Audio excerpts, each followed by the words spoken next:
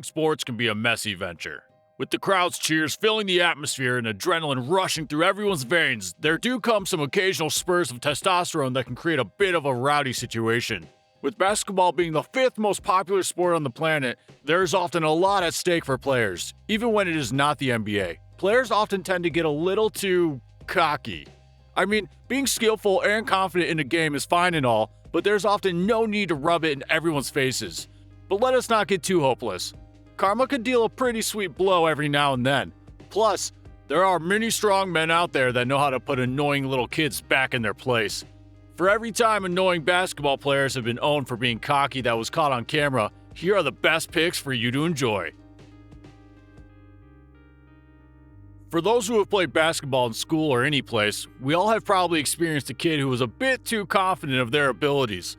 Luckily, we have also often seen those same cocky few get owned.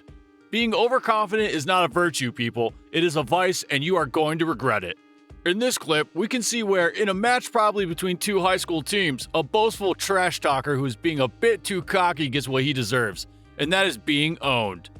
So this proud fella thinks that he blocked off the bucket and is being a little too fancy about it. Look at the impression on his face, thinking he is all high and all that. But what is beautiful is that he fails to notice that he is just making a fool out of himself despite putting the shooter off balance. The kid that he is underestimating actually manages to score a three-pointer. This happens whilst the guard is too busy flaunting his unfounded skills and looking at the kid with a derogatory and sarcastic impression. The crowd knows exactly what happened, and their hooting says it all. The entire stadium bursts out with cheers and chants, and an embarrassing moment ensues for this dumb guard. Talk about having yours handed over to you.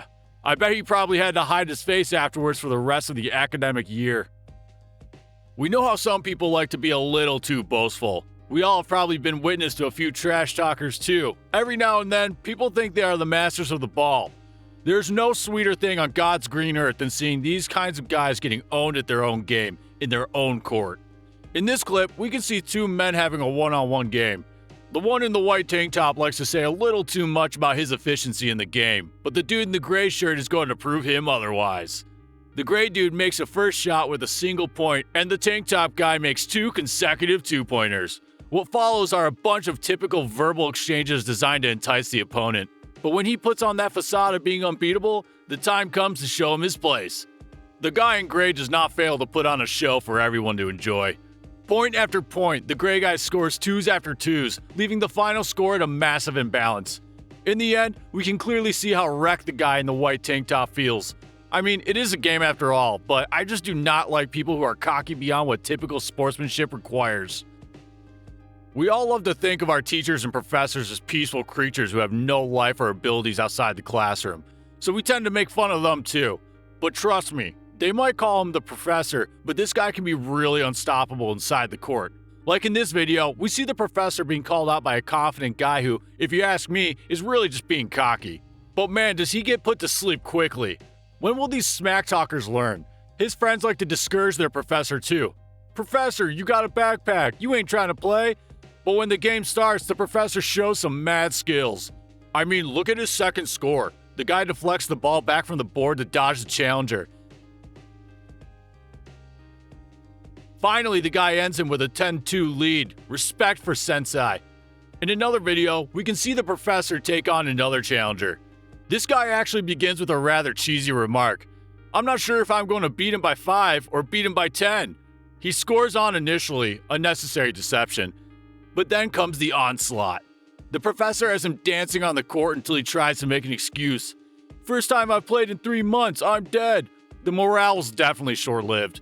Anyways, he goes back home with an embarrassing defeat that'll probably make him a bit humbler in the future. There's one thing you simply do not do as an amateur, and that is to call out or trash talk against professionals. These guys literally get paid to play. It is not a hobby. Also, if you do have the courage to call out a professional, then know this. You mess with the bull, you get the horns. Calling out is one thing. This guy is just straight up annoying given he is an amateur competing against Anthony Davis.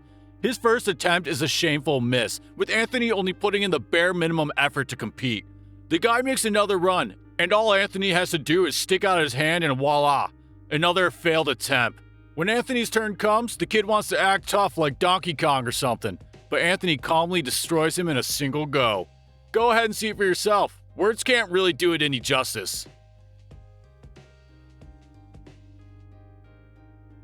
Another such example. When will these cocky high school kids learn? This time we see this kid being all up for taking John Wall one-on-one. He scores a few decent points, but if you ask me, he had to be put down if the entire school did not wish to see him being a bit too stubborn and flashy. We can see that John was not pleased either, and quite understandably. The man is a professional. Does not suit him to get owned by a kid.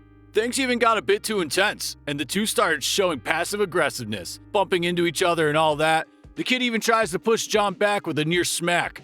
But luckily, in the end, the kid does get put back in place after John scores a few more than him and maintains his integrity despite the close call. What is worse than being owned by a fellow player? Being owned by everyone, including players, referees, and even the commentators. We all know and love Kobe Bryant, God rest his soul. One of the coolest things about him was his humility and cool-headedness. When during a game, unintended and non-aggressive physical contact saw Kobe Bryant and Matt Barnes collide.